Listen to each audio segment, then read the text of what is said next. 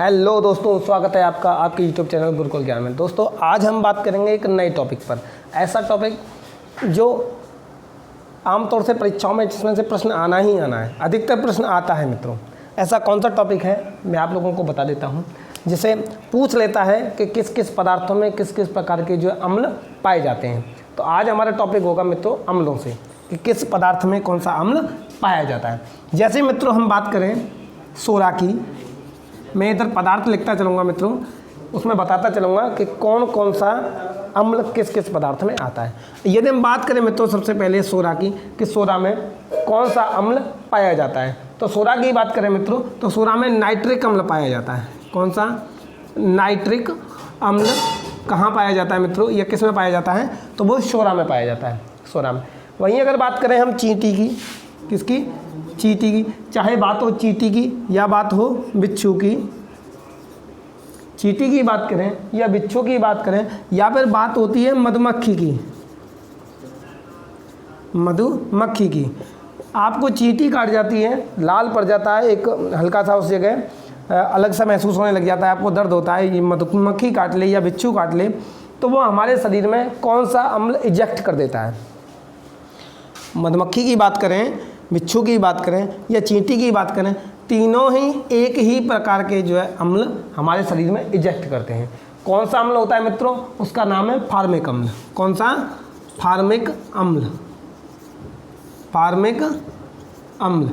चींटी जब हमें काटती है या बिच्छू काटता है या मधुमक्खी काटती है तो वो हमारे शरीर में फार्मिक अम्ल को इजेक्ट कर देती है। बात समझ में आई मित्रों।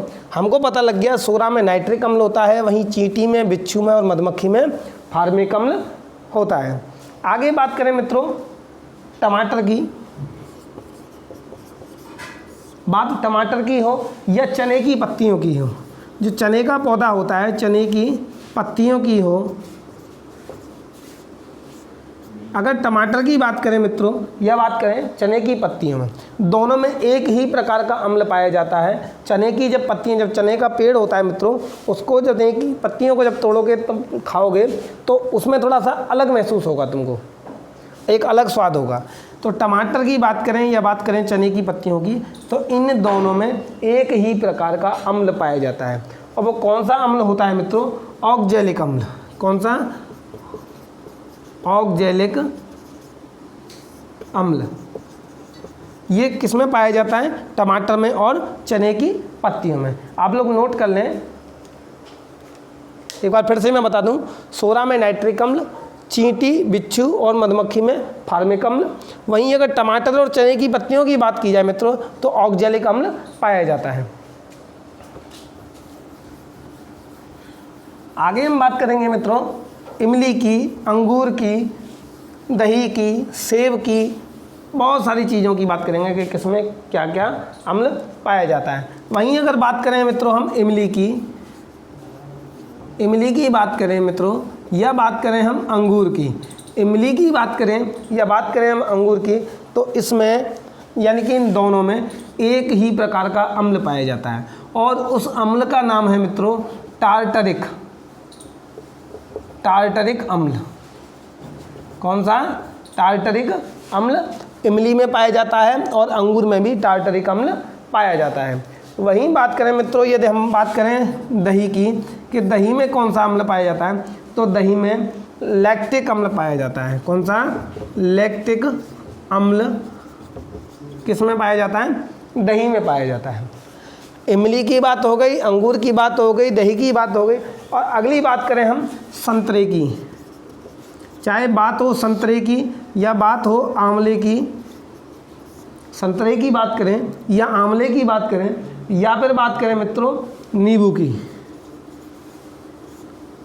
संतरे की बात करें, आंवले की बात करें और नींबू की बात करें, तो इन तीनों में एक ही प्रकार का अम्ल पाया जाता है और उस अम्ल का नाम है मित्रों साइट्रिक अम्ल। कौन सा, साइट्रिक अम्ल। संतरे में साइट्रिक अम्ल पाया जाता है, आंवले में भी साइट्रिक अम्ल पाया जाता है और नींबू में भी साइट्रिक अम्ल पाया जाता है। लेकिन मित्रों कभी कभी परीक्षाओं में साइट्रिक अम्ल नहीं आता है। अगर साइट्रिक अम्ल नहीं आए और ऑप्शन में आप लोगों को मिले एस्कार्बिक अम्ल, कौन सा? एस्कॉर्बिक अम्ल, एस्कॉर्बिक अम्ल। अगर ये तुमको दिखाई पड़े एस्कॉर्बिक अम्ल तो मित्रों इस पर भी आप लोगों को टिक लगा देना है, क्योंकि संतरे में साइट्रिक अम्ल, आंवले में, नींबू में साइट्रिक अम्ल ही पाया जाता है। साथ ही साथ अगर एस्कॉर्बिक अम्ल की भी बात करें तो एस्कॉर्बिक अम्ल भी जो है संतरे, आंवला, नींबू में ही पाया जाता है। तो अगर साइट्रिक अम्ल ना हो मित्रों तो एस्कॉर्बिक अम्ल आपको सही कर देना है। बात समझ में आई मित्रों? अब बात करेंगे हम सेब की, कि सेब में कौन सा अम्ल पाया जाता है। बात करेंगे मित्रों सेब की, कि सेब में कौन सा अम्ल पाया जाता है। हम लोग सेब आमतौर से सभी लोग खाते हैं, हमको पता होना चाहिए सेब में कौन सा अम्ल पाया जाता है। तो मैं आप लोगों को बता दूं, सेब में मैलिक अम्ल पाया जाता है। कौन सा? मैलिक। सेब की बात करें मित्रों तो सेब में मैलिक अम्ल पाया जाता है। कौन सा अम्ल पाया जाता है मित्रों? मैलिक अम्ल किस में मिलता है? सेब में। प्रश्न बनता है कि मैलिक अम्ल किससे संबंधित है, या सेब में किस प्रकार का अम्ल पाया जाता है, या कौन सा अम्ल पाया जाता है? तो आपको जवाब देना है मित्रों मैलिक अम्ल। बात क्लियर है? बात कर लेते हैं थोड़ी सी सिरके की। सिरका, कि सिरके में कौन सा अम्ल पाया जाता है। तो सिरके की बात करें मित्रों तो सिरके में जो है एसिटिक अम्ल, कौन सा? एसिटिक अम्ल पाया जाता है। एसिटिक अम्ल किस में पाया जाता है? वो सिरके में पाया जाता है। आखिर में मैं आप लोगों से एक प्रश्न और पूछना चाहूँगा, जो रेलवे की परीक्षा में या जितने भी वनडे एग्जाम है उनमें आमतौर से पूछ लिया जाता है कि बैटरी में, जो हम लोग बैटरी यूज करते हैं, उस बैटरी में कौन सा अम्ल पाया जाता है। अगर बैटरी की बात करें मित्रों कि बैटरी में कौन सा अम्ल पाया जाता है, अगर बैटरी की बात करें बैटरी में कौन सा अम्ल पाया जाता है, तो बैटरी में मित्रों बैटरी में पाया जाता है सल्फ्यूरिक अम्ल। कौन सा? सल्फ्यूरिक अम्ल। प्रश्न बनता है कि सल्फ्यूरिक अम्ल किस में पाया जाता है, तो बैटरी में। या प्रश्न पूछ लेता है कि बैटरी में कौन सा अम्ल पाया जाता है, तो सल्फ्यूरिक अम्ल। एक बार फिर से, सेब में मैलिक अम्ल पाया जाता है, सिरके में एसिटिक अम्ल, वहीं बैटरी की बात करें तो बैटरी में मित्रों सल्फ्यूरिक अम्ल पाया जाता है। ये बात तो थी अम्लों की। अगले वीडियो में मिलते हैं एक नए टॉपिक के साथ मित्रों। अगर आप लोगों को ये वीडियो अच्छा लगा है तो लाइक कीजिए, शेयर कीजिए और चैनल को सब्सक्राइब करिए।